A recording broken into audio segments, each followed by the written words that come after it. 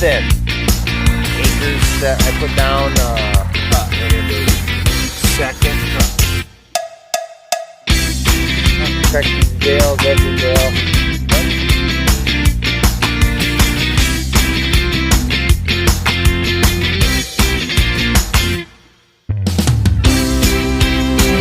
Hey guys, gals, it is Brady and Bryce from PU Farm. Please do us a big favor. Please like, comment down below, and subscribe. Cut it out, cat. You're a pain in the ass. Stop. Hey, no, dumbass, get. Hey guys, gals, Ted from Pewview Farms here. It is Sunday morning, July 25th, I believe. 4th or 5th, but I'm leaning on the 5th. Anyways, what you guys can see, we got the 492 hay bine hooked up to the Kubota M7040. And what we are going to be doing today is we finally have a minute window to try to do some dry hay. Not second cut. I wish I was dealing with second cut right now, but we're still dealing with first cutting hay over across the street in the property that we kind of acquired here 2 years ago. And I was over there the other day with the wheeler checking it out because we have had a lot of rain over the past couple weeks and stuff's been very saturated. No windows to speak of to do hay. Well, last week we had chances to do hay, but the fields were too wet. They were just saturated. There was standing water everywhere, and I'm not going to take this equipment out there that weighs thousands and thousands of pounds and tear the fields up. Being that in my budget, it's not feasible to refit fields, and I don't feel like going over ruts for the years to come. So what we're going to be doing, we're going to be heading over there. Like I said, stuff dried out considerably.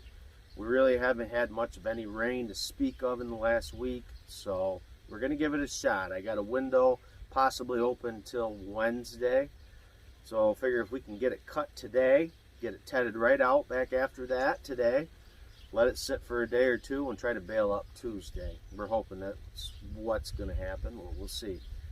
We're not going to tackle the whole field. It's a little over 30 acres, and with work hour schedules and stuff like that, it's kind of difficult to take on that kind of an operation in the evening hours. So we're going to do probably a little over half the field, I think, and worry about that, and then we'll get the other half whenever the weather allows us. So hope you guys enjoy the ride. Basically this video is just going to consist of a little bit of mowing and a little bit of tedding and me talking as normal. Look forward to talking to y'all real soon. So our main objective first thing this morning was to get this hooked up and get it serviced. I try to get it greased before every heavy use.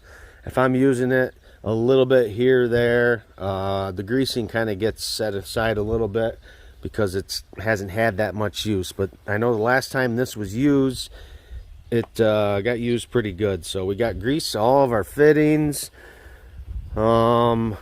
In particular, this U-joint that I mentioned in my last video, man, I popped the grease to that because that is loose still. It's not a home run right there. So keep the grease to that, and hopefully she'll hold up through this first cutting, finishing this field up. And I noticed that there was a rock guard down in yonder that was broke, but we're not gonna fix that. And my end knife, you know, that little short end knife that cuts out the end that keeps the hay from bounding up in the corner. That one corner knife is basically broke, but we're not going to get that fixed either. So it doesn't really hinder much. You just got to move over just a little bit to catch that rolling hay that rolls down off of that corner on your next pass. Kubota's good to go, hopefully, I believe, knock on wood. Yeah, that's about it.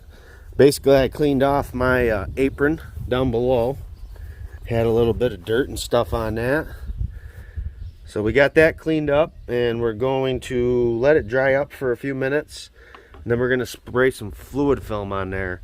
I like to keep that fluid filmed. Tell me if I'm wrong or right. I don't know, but it seems to work pretty good. I don't know if I should be using maybe a graphite spray instead, but I fluid film it. It seems to work. Makes the machinery last, I believe. I don't know. Well, never a dull moment on the hobby farm. Alright, I'll show you guys here. This hydraulic valve bank, this hose right here, this one was busted and I had to get it replaced this year. Well, what's happening is, obviously, even when I'm using my rear remotes, that's a flow, obviously, of some sort. And when this deadhead pressures, it just sieves out of there. So obviously it wasn't crimped quite perfect, and now that I'm looking at it, I'm pulling apart little pieces of hydraulic line and stuff, so it just didn't get a good clean cut and seated right. So, and we're losing a considerable amount each time this deadheads, and that mower just doesn't always stay down. It comes up and down, especially when I'm doing rows and stuff like that. Ugh.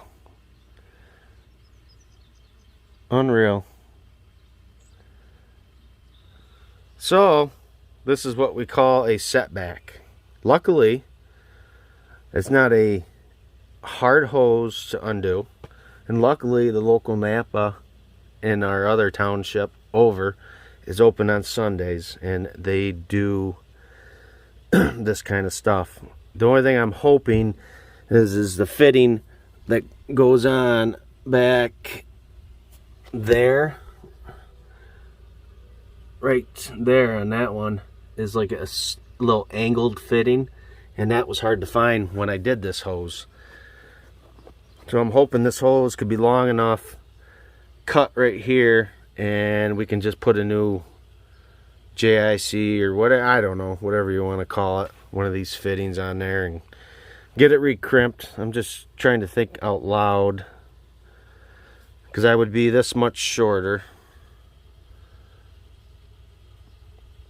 I just don't know if there's enough play to get that to hook up to that. So I guess probably best to get it fixed. I mean, we could always mow, leave the mower down, and just keep continuously going around the field. I don't like that, because it turning corners with the hay bind, the 90-degree corners, you guys know how it is. You leave a little pie, you don't always quite get that little pie, and it's kind of a pain. Every once in a while, once I get a narrower row, I like to just pick up and head on over, so I don't have to worry about the end rows. Ay, ay, ay. Yeah, if I don't do it now, I'll go out and mow.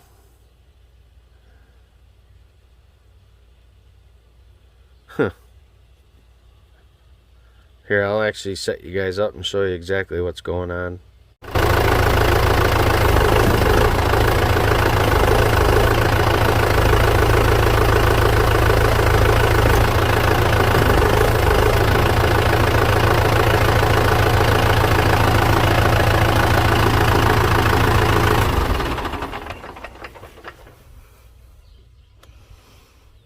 Yep, it needs to be fixed.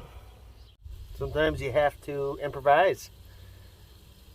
Sometimes you gotta move a hose to get a hose. And I got the cat's help. Just what I needed. Oh, what a joke. What a joke.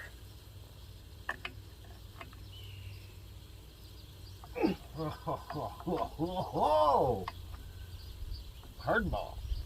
There we go. I'm a little disappointed. Brand new hose.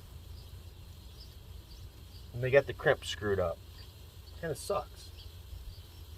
Well, see what's going to happen here is this is a little piece of grass that I am not going to have to mow because of this wonderful hydraulic fluid right here. Be a nice dead spot in the lawn. Yeah, how much hydraulic fluid am I going to drain out of that now? gonna gravity feed all that. So I better put this damn fitting back on. Why me? Why me? So actually, now I'm noticing it. This is just two straight ends with an actual fitting that screws in there. Just like that, see? That damn thing wasn't even hardly tight. That was a fitting.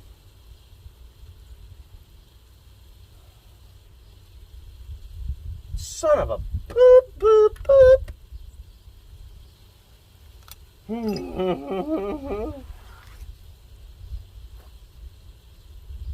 Oh yeah, look at that. You see that? It's actually like broke right there. Probably made in China. Am I allowed to say that on YouTube? Damn it all! Ah! Oh, nothing ever can go according to plan. Never, ever, ever, ever. Unfreaking real. Yes, a little bit of frustration, if you can sense it. And I got the cat over here lounging at my tripod stand, loving life, not a care in the world. He's thinking I'm a jackass. I just don't think...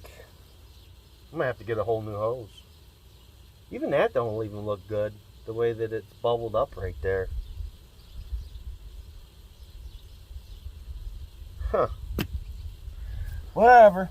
Go clean my hands. Hopefully the Napa, I know they have Sunday hours, so we'll head on over there and get a new freaking hose made. Oh, son of a... Yes, I'm going to lay down and hydraulic fuel, grease, whatever you want to call this shit. Okay.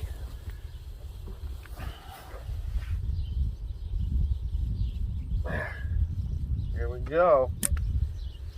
There we go. There we grow. There we go. Look at that. Beautiful. More fluid on the ground.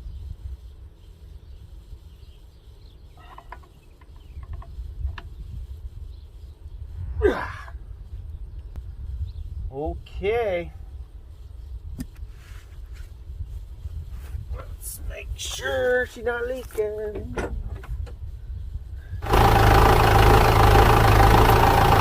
Woohoo!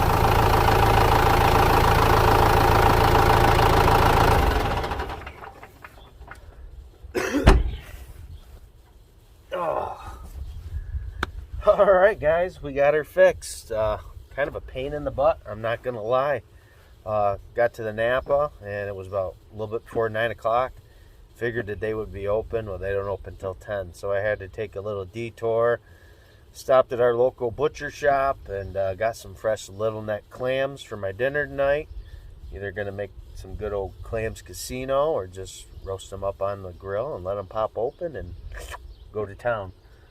But that did the trick. I just had a new hose made.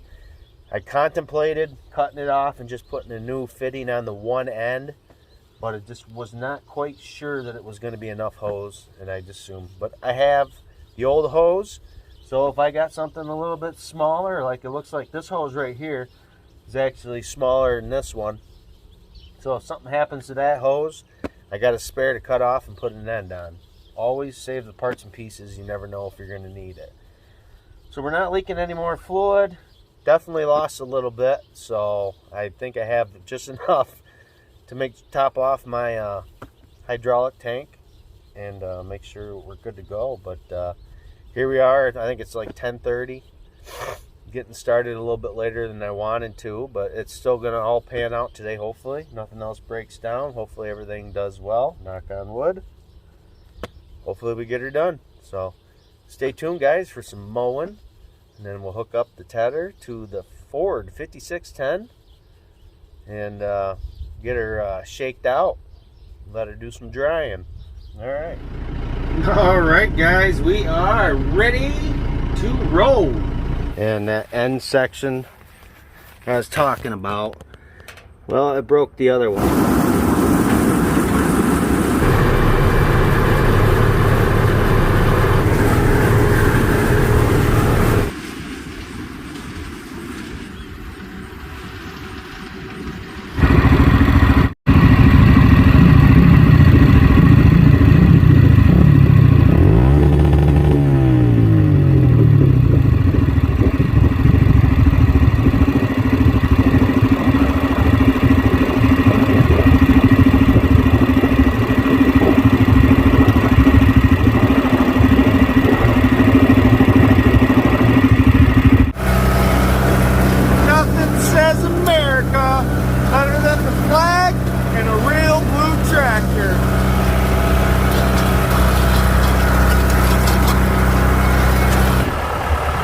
Well, we got a much needed part attached to the Ford 5610.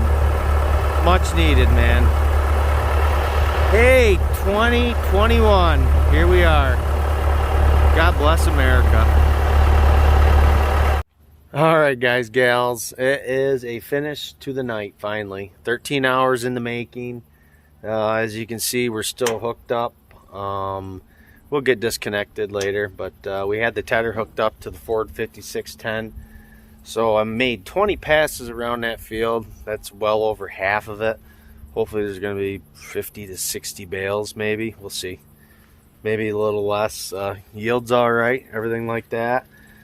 We got through all of our troubles this morning. Got the hydraulic hose fixed on the tractor. Got the end tooth replaced down there, so it wasn't wadding up in the corner. And I had a vibration, which you've probably heard me mention in previous video. And I thought it was this U-joint, which this U-joint is definitely loose. There is some play in it. You can see there's play. Well, I got to thinking, when I'm putting that shaft on, it doesn't feel like it's sliding. It feels like it's sliding further than what it normally does when I hook the shaft up to the PTO on the tractor. Well, come to find out, when I put my drawbar hitch back on after winter, when I took the snowblower off, and I didn't put it in the right hole. I must have been, I know some drawbar hitches, there's a 540 hole and there's a 1000 hole. I'm thinking that's probably what it was. So this sleeve here obviously was extended further than what it needed to be, and there was a lot of wobble and play in it. And after I fixed the drawbar hitch, I disconnected everything, slid the hitch in, reconnected. After I put that back on, the vibration left. So very happy, glad I got that problem solved. So hopefully weather cooperates. Looks like it's supposed to, and we'll be bailing this stuff up Tuesday. Like I said, I'm pretty happy with the amount that's there and everything else. So if you guys enjoyed this video, please do me a great big favor. Please like the video, comment down below, and subscribe. I look forward to talking to y'all real soon.